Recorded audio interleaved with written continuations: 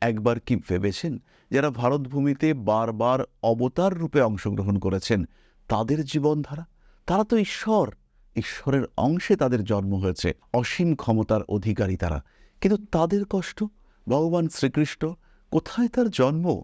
তিনি জন্মগ্রহণ করেছেন কারাগারে, অন্ধকার কারাগারে জন্মের পর অত্যন্ত কষ্টের মধ্যে রাস্তার প্রচুর বাধা বিপত্তি অতিক্রম করে তাকে পৌঁছতে হয়েছে যশোদা মায়ের ঘরে। ভগবান কি পারতেন না সুস্থ জায়গায় সুন্দরভাবে জন্মগ্রহণ করতে? কেন এই কষ্ট? আপনাকে দেখানোর জন্য। আপনার এই কষ্ট ঈশ্বরের কষ্টের কাছে কিছুই নয়। তাহলে কিসের পরাজয়ের গ্লানি? কেন আপনি আরেকবার চেষ্টা করবেন না? জীবনের প্রত্যেকটা যুদ্ধে যে জিতবেনই এমন তো কোনো মানে নেই। হারতে আপনি পারেনই।